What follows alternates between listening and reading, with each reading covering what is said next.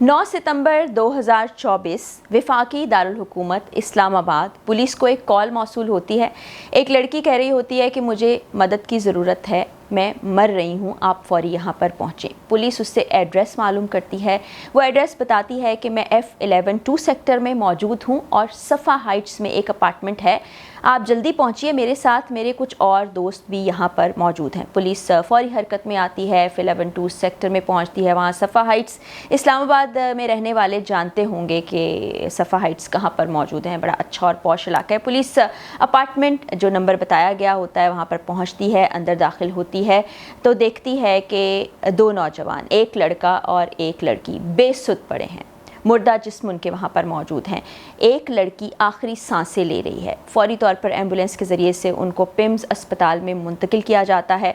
Doctor इस बात की तस्दीक कर देते हैं कि एक लड़का और एक लड़की इस जहान फ़ानी से कूच कर चुके हैं और वो लड़की जिसकी सांसें चल रही थीं वो आखिरी साबित होती हैं और वो भी इस दुनिया से चली जाती है। पुलिस इस केस की इन्वेस्टिगेशन शुरू करती है।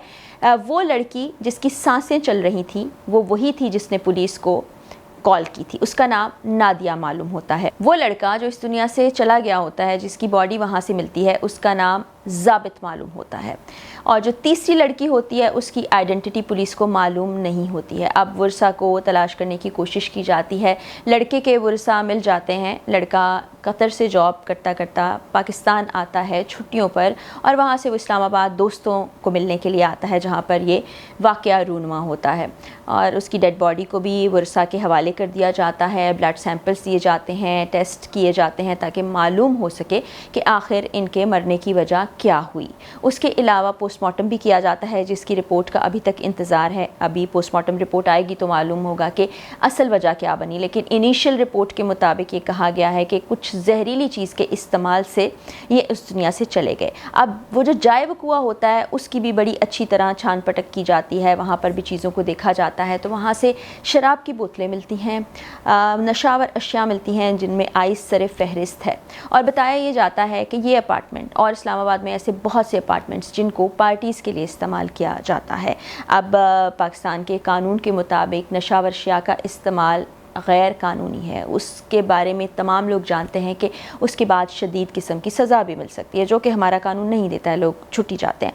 तो कोई भी शहर हो, अब हम बिला तफरीक कह सकते हैं कि पूरे पाकिस्तान में इस तरह के माफियाज़ काम कर रहे हैं जो बासानी आपको आपके डोर स्टेप पर ये चीज़ें फ़राहम कर देते हैं। मैं अपनी पहली वीडियोज़ में भी बहुत मरतबा इस बात की निशानदही कर चुकी हूँ लेकिन इंतज़ामिया और इदारे उनके कानों पर जूं नहीं रेंगती। बहरहाल वो चीज़ें भी तहवील में ले ली जाती हैं। पुलिस यही बताती है कि इन चीज़ों के इस्तेमाल के बायस ही उनकी जान गई है, जबकि डॉक्टर का ये कहना है कि इनमें से कोई चीज़ जहरीली भी हो सकती है। अगर आप आइस और इस तरह की जितनी चीज़ें जिनका इस्तेमाल आज के दौर में बहुत ज़्यादा बढ़ गया है और मॉडर्न कहलाने के चक्कर में नौजवान लड़के लड़कियां इस तरफ आ जाते हैं, उनके बारे में आप पढ़ेंगे तो आपको मालूम होगा कि उससे सडन हार्ट अटैक आ जाता है, कार्डियक अरेस्ट हो सकता है, यानी हरकतें क़ल्ब बंद हो सकती है जिसके बायस आपकी मौत वाक़ई हो सकती है। अब वो लड़की नादिया उस वक्त कॉल करती है जब उसकी हालत बहुत ही बुरी हो जाती है और शालीमार थाना तक ये रिपोर्ट पहुंच जाती है, इसका केस भी दर्ज हो जाता है। लेकिन बहुत से ऐसे वाक़यात होते हैं जब अंडरग्राउंड पार्टीज़ की जाती हैं तो वो वाक़यात तो पुलिस तक पहुंचते ही नहीं हैं। अगर वहाँ पे कुछ लोग मौजूद हैं, वहाँ पे कोई भी ऐसी चीज़ हो गई है, कोई सानिया हो गया है, कोई वाक़या हो गया है तो उसको छुपाने की कोशिश की जाती है। अब आप ये देखें कि वफाकी दारुल-हुकूमत में भी इस तरह की एक्टिविटीज़ हो रही हैं और हमारे ज़राए के मुताबिक कुछ ड्रग्स माफिया आजकल बहुत ज़्यादा फ़ाल वहाँ पर नज़र आ रहे हैं। पुलिस कोशिश भी कर रही है लेकिन बहुत से ऐसे जराइम हैं जिनके पीछे पुलिस खुद ही मौजूद होती है, यानी कि पुश्त पनाही की जाती है इस तरह के गैंग्स की, इस तरह के लोगों की। पुलिस को मालूम होता है कि फ़लाँ जगह ये एक्टिविटी हो रही है, ये सब कुछ चल रहा है। अब बहुत सी जगहें जिनको मार्क किया होता है, लोग भी उसके बारे में बताते हैं कि यहाँ पर इस तरह की गैर कानूनी सरगर्मियाँ जारी हैं, उनको बंद नहीं किया जाता क्योंकि भत्ता वसूली होती है, अंडर द टेबल पैसे ले लिए जाते हैं और ये एक ऐसा राज है जो कोई खुफिया राज नहीं है, सबको मालूम ही है। वो किसी भी शहर में काम करने वाली पुलिस हो, अफसरान अच्छे भी होते हैं बुरे भी होते हैं, लेकिन ज़्यादातर ऐसी शिकायतें मौसूल होती हैं। बहरहाल इस केस में आगे क्या हुआ है, लवाहिकीन इसको परसू नहीं कर रहे हैं। एक लड़की की शनाख्त के बारे में कुछ मालूम नहीं हो सका, दूसरी लड़की के वालिदैन भी नहीं चाहेंगे कि इस चीज़ को इन्वेस्टिगेट किया जाए क्योंकि ये अंडरग्राउंड ग्राउंड पार्टीज़ का सिलसिला बहुत सालों से पाकिस्तान में चल रहा है और इस वक्त की अरूज पर है। ऐसे बहुत से माफियाज काम कर रहे हैं। आपको बहावलपुर यूनिवर्सिटी वाला केस याद होगा, जिसमें हम बहुत बार बता चुके हैं कि किस तरह से माफियाज काम करते हैं, किस तरह से स्टूडेंट्स को ट्रैप किया जाता है, किस तरह उनको गैर कानूनी कामों में लगाकर अपने मज़मूम अज़ाइम को पूरा किया जाता है, किस तरह से उनको इस घन चक्कर में फंसा दिया जाता है कि वो बाहर नहीं निकले। अब ये केस भी बहुत से केसेस की तरह एक आम सा केस बन गया है, कोई फ़र्क नहीं पड़ेगा, कोई परवाह नहीं होगी लोगों को, और कुछ लोग तो ये कहेंगे कि इस बारे में बात ही क्यों की गई। इन सोशल ईवल्स के बारे में बात करने का मकसद सिर्फ इतना है कि हम वो तमाम लोग जो इन हकीकतों को नहीं जानते उन तक हकीकत पहुंचा सकें। आपके इर्द गिर्द, आपके मोहल्ले में, आपकी बिल्डिंग में, आपके इलाके में, आपके शहर में अगर कोई ऐसी एक्टिविटी हो रही है तो आप उसको कंप्लेन करें, और जब कंप्लेन करने के बाद आप उसको देखेंगे कि पुलिस कुछ नहीं कर रही तो आप आवाज़ उठाएं। पता है इस वक्त सबसे ज़्यादा ज़रूरत किस बात की है? आवाम के जागने की। हमारे यहाँ होता है एक दिन बात हो गई, 2 दिन बात हो गई, उसके बाद हम केस को छोड़ देते हैं। इस तरह से ये जो जहर है हमारी सोसाइटी की रगों में सरायत करता जा रहा है और हम तबाही की तरफ जा रहे हैं। और इसकी जद में कौन आएंगे? हमारे ही माशरे में रहने वाले लोग, हमारी ही औलादें, हमारे ही बच्चे।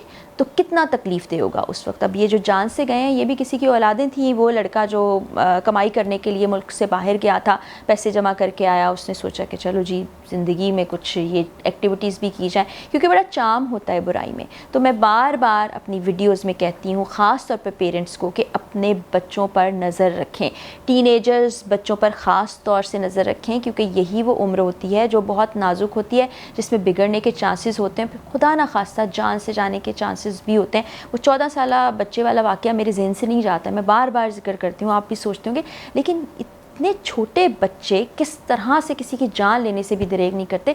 ये हमारी आंखें खोल देने के लिए काफ़ी है। तो पुलिस से तो हमारी इस्तदा रहती ही रहती है, शहरियों को भी होश में आना होगा, अपने फ़राइज़ और हुकूक को पहचानना होगा, आवाज़ उठानी होगी, वरना इदारे कुछ नहीं करते हैं और कुछ नहीं होगा। और पता नहीं हमारा माशरा किस तरफ जा रहा है। रोज़ाना ऐसी खबरें देख के पढ़ के दुख होता है, और बहुत सी खबरें ऐसी भी होती हैं, आप यकीन जानिए रोज़ाना की बुनियाद पर मैं देखती हूँ, मुझ तक पहुँचती हैं और मैं आगे उनको रिपोर्ट नहीं कर रही होती, क्योंकि वो इतनी तकलीफ़देह होती हैं, इतनी गैर अखलाकी और इंसानियत के दर्जे से गिरी हुई होती हैं कि उनको रिपोर्ट भी नहीं मैं कर सकती। तो आप सोचें कि अंदर से कितना दुख और तकलीफ़ पहुंचता है कि हम यहाँ मौजूद हैं, हमें अपने पाकिस्तान से मोहब्बत है, इस माशरे से हम कहीं और जा नहीं सकते हैं, हालांकि मौक़े हमारे पास भी हैं, सिर्फ वतन से मोहब्बत की खातिर। तो फिर वतन में जब सब कुछ ऐसा हो रहा होता है तो कितना दुख पहुँचता होगा।